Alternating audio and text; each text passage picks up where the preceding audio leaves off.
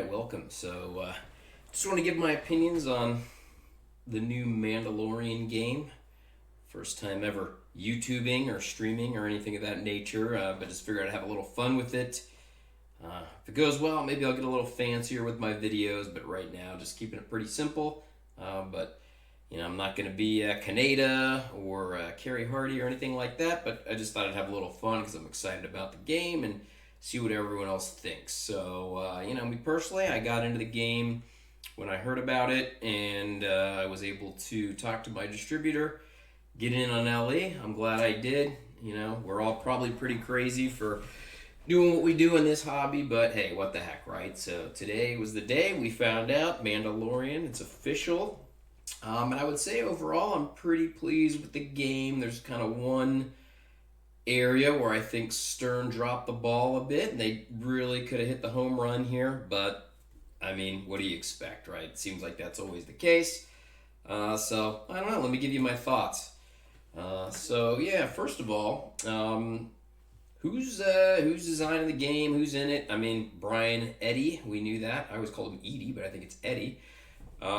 He's done some great games. Obviously, Stranger Things was a bit of a miss, although it seems to be gaining some popularity.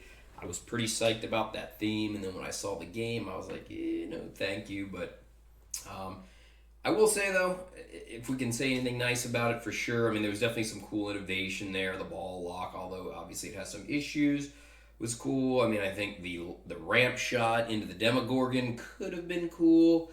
The projector, definitely cool. The UV kit, I mean, a lot of cool stuff going on in that game. So excited to have Brian designing this game. And of course, his classics like, Medieval Madness and AFM. And then harken back to the Shadow, which everyone seemed to think this game was going to be designed after. Turns out it wasn't, but I mean, that may be his best work. I used to own a Shadow. Did eventually sell it because it wasn't up to my standards. I'm a pretty picky collector sometimes, but it was a heck of a fun game, and I would definitely own one again. So I think good designer on the game without a doubt. Dwight, controversial, right? Some people seem to not like Dwight's code. I'm not sure why he gets so much flack. Monsters maybe wasn't the best game out there, but I think for the most part he's done pretty well. I mean, Iona Turtles, I really enjoy that. I mean, I think that's some of the best code out there, quite frankly. It's not his fault the game's super hard, and it's hard to achieve anything there, but I think it's great code. A lot of people love Game of Thrones, never been a fan, but that's him. Star Wars, which I guess is closely related to this game.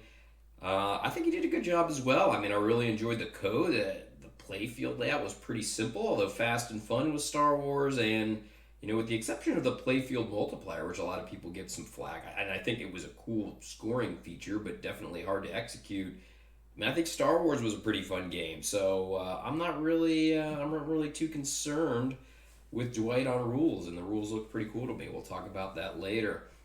Mechanical engineer Tom Copera. I was looking back at some of the games he's done, and he was on Elvira, which is a pretty fun game. I definitely enjoy Elvira. I got no problems with Elvira at all. It's frankly my favorite game right now, I think.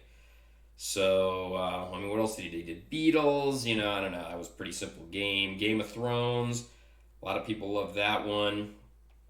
Kind of looking down his list here. Let's go deep. In Cactus Canyon, that game, the code was never finished, but, the mechs were pretty cool in it. This was the one I wanted to bring up. Johnny Mnemonic, right? We'll get to this later, but I feel like there was a mech in there that, maybe he learned something from and could have been used in this game, but it wasn't. So, all right. So, the artwork, right? What do we think? The Pro, to me, the weakest of the three. It's a little bright and orange for my tastes, given the Mandalorian theme. Clearly, it's got the cutest Grogu, Baby Yoda, whatever you want to call him. I'm sure folks on location will be calling him Baby Yoda. So I guess it's to draw in, that location player. It's not bad art. I like it. I would not be opposed to having it, but it's probably my least favorite of the two, or the three, I should say. Sorry. Premium's pretty good.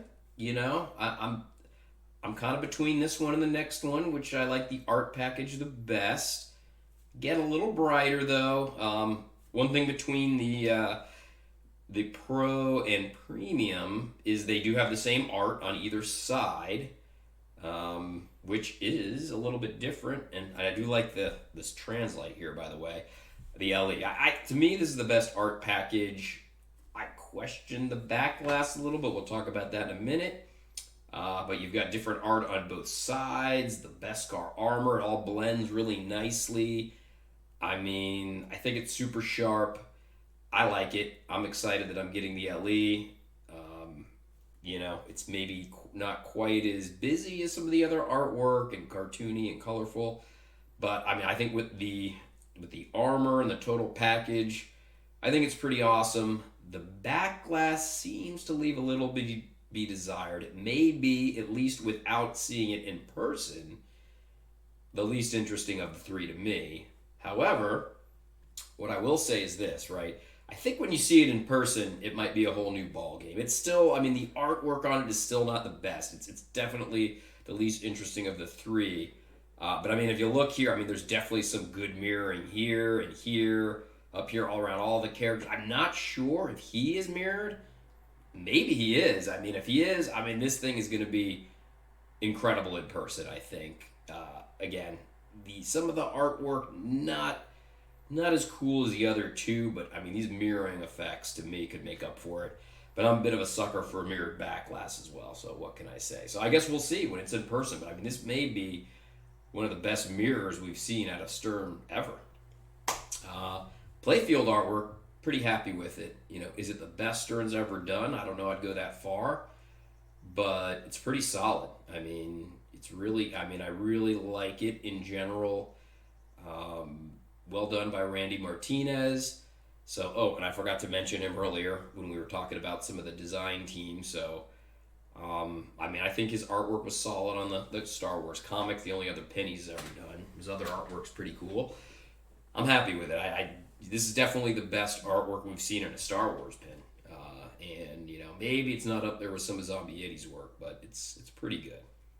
So, now we can talk a little bit about the playfield and features, since I got them both up here. I want to dig in a little bit deeper. I mean, first of all, just looking at the aesthetics of it, definitely the Premium LE looks better. The helmet, we can question why they've got a helmet there. I know it doesn't make a lot of sense, but it does fill the space nicely, whereas it looks a little empty on the Pro. And without a doubt, the wireform ramps crossing the plate, I mean, that's a no-brainer, right? You got to go Premium LE on that.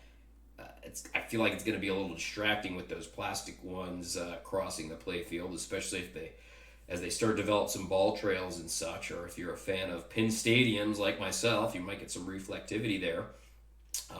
But, we'll see in person, but that's kind of my initial thoughts there. All right, so here's the miss, right? Here's the miss. I'm going to talk about some of the mechanics and stuff of the game, or some of the mechs, I should say. Toys, whatever you want to call them. I mean, this is the miss to me.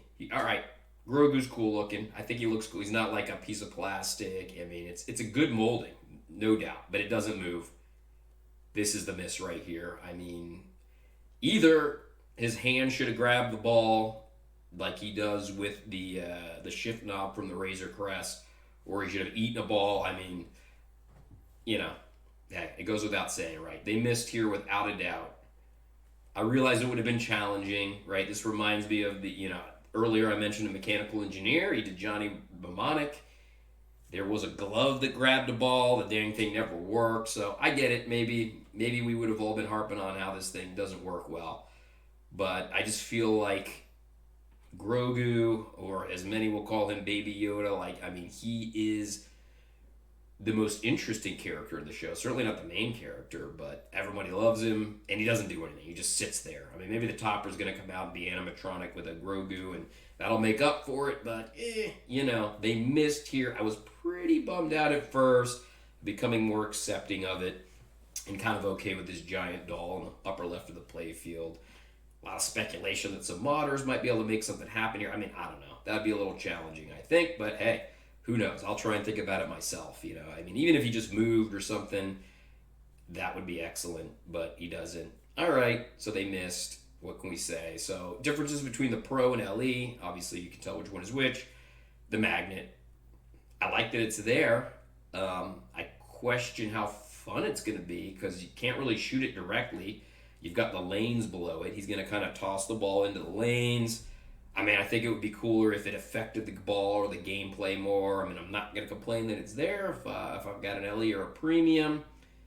But this is the miss of the game without a doubt. We'll see in action what it does. But I do question it a little bit. You know, it seems an ineffective use of the magnet there as well.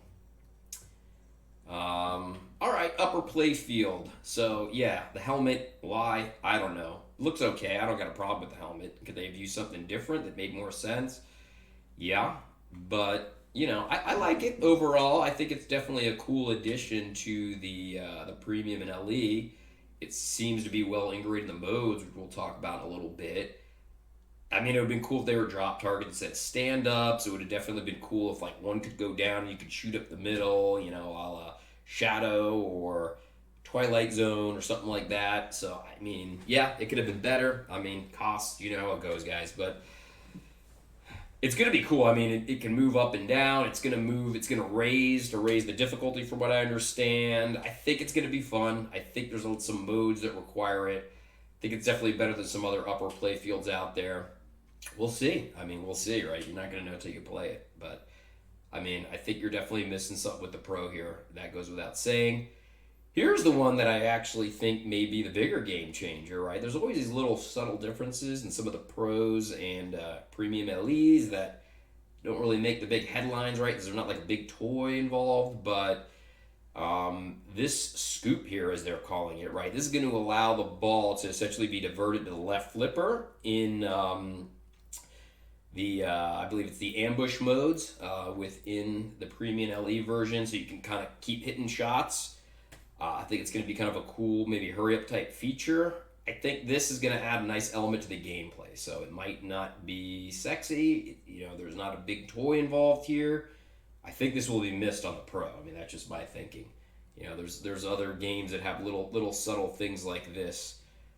Like, I don't know, Metallica, right? It reminds me of that. Like, everyone's like, oh, who cares if I can hit the ball in the snake's mouth and it opens or closes? But to me, that made a big difference because it could lock the ball in there. You couldn't hit another ball in there, which was a problem on the Pro. It added a nice element to multi-ball. I mean, I think this is one of those things, right? The Razor Crest, it's got this weird little target under there. I don't know what to think of it, you know? Kind of like the AC/DC bell, but I don't see it swinging back and hitting the ball. I mean, this is going to be a feel thing. Does it change the feel of the game? Is that a satisfying shot? Can it do anything to the ball? I'm not really sure without seeing it. You know, again, and the Razor Crest itself kind of bounces around. This is in both games, so you're not missing anything here with the Pro. You know, of course, we could always ask for more here, but it'll be interesting. We'll see. You know, I'm not necessarily pumped about this one, but hey, what can I say? So, I mean, what else am I missing on the play field? I mean, you got a spinner, you got a scoop, you got some targets that start the various modes. 3 ramps, which is cool. I'm a fan of ramps. So, yeah, I think it's a pretty cool play field. Fairly packed. I mean, I don't think there's anything blowing me out of the water here. But when you integrate the theme and everything, I'm satisfied. I'm not disappointed or anything like that. Rules seem pretty cool to me. So yeah, you get your mode-based stuff. So these are the missions, right? So these are going to be obviously based on some of the episodes that you've seen. I mean, you know, you can't go wrong with some modes in a game. I'm a fan of modes in most games. So that sounds pretty cool. The multi-balls are all started via the Razor Crest, right? You complete all 3, you're going to get to a mini wizard mode of sorts. You know, again, how does this swinging pendulum target add to the fun? I don't know, but those are 3 multi-balls, right? You start them all by the Razor Crest. I thought there was going to be a ramp that lowered, but that doesn't appear to be the case. So, yeah, the Hunter modes, you're going to be able to go out and collect things like Bhaskar and strengthen your character. So I feel like that's going to be pretty fun. I mean, makes sense. Sounds like maybe you get a choice in upgrading your armor and you have to trade something for it. I guess we'll see when we see the stream, but I'm digging that. Ambush modes sound pretty cool. It sounds like somewhat randomly you can get ambushed and then you have to shoot some kind of quick hurry up shots to get out of that ambush. Again, Premium LE definitely has a gameplay difference here, which I think we're going to like. Child rollovers. The D doesn't seem to have a switch, but I'm guessing you're just going to rotate through that again. I question this one a little bit. I feel like the Yoda interaction there, nothing special there, but, and there's how you get your extra ball, nothing too cool there. Scope seems cool, right? So this seems like another hurry-up type mode. I believe this is going to increase your playfield multipliers. I like this, right? I like that there's some skill involved in increasing the multiplier. And, it looks pretty cool. You're going to use your scope. You got 3 different shots to hit in a hurry-up type fashion. So I think that's cool. I like the rules overall for sure. And then here's all your different wizard modes. Oh, yeah, how could I forget, right? So I read this and I was pretty excited. First of all, co-op mode. So that's cool. I'll be honest, I don't play it a lot in Turtles, but I also don't play with a lot of people. I'm kind of solo when I play a lot of times. So I think it's definitely cool that the co-op mode's in there, and a lot of people have been clamoring for that. This one sounds pretty cool. The impossible play. So the game is set to hard and the ball won't trap on the flippers for long. It sounds like the flippers get weaker and weaker and you have to recharge them. I'm kind of wondering, is this going to be integrated with the rest of the rules in the main game some way, in one of the modes or something like that? I definitely like when people get creative with things of that nature. The reverse flippers and Ghostbusters or Simpsons and those sort of things. They always add a little fun if you can get to that. Preferably it's not something you get too often, but often enough that it's still fun. Avengers, right? You've got a limited number of shots. This is a creative thing, I think, that I definitely like. So your wizard modes are, you got precious cargo if you do all the multipliers, all the multi-balls. You have what I want, so if you beat all the encounters, so those are what takes place on the upper play field. So again, I think the Premium LE adds some fun to that. And you do all that, and you start another wizard mode. Complete all 5 missions, right? Kind of classic here, all 5 missions, you get another wizard mode, and then, of course, yes, do all of them, and you get to This Is the Way, which is the final wizard mode. Will I ever get here? I don't know. Maybe co-op play will come in handy. What I will say is this doesn't seem too ridiculous to get to, which I kind of like. Some of the games out there, like Cowabunga on TMNT, or anything, quite frankly, at least for me, my skill is not that good in Avengers. They just seem so darn impossible to get to. I don't know. So I'm wondering if in This Is the Way we're gonna have that power down feature. Maybe we'll see. So, but yeah, look, overall, pretty pumped about the game. I think it's good.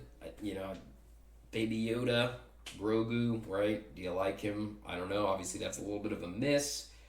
Did they nail it 100%? No. Did we think they were gonna? Let's face it, no.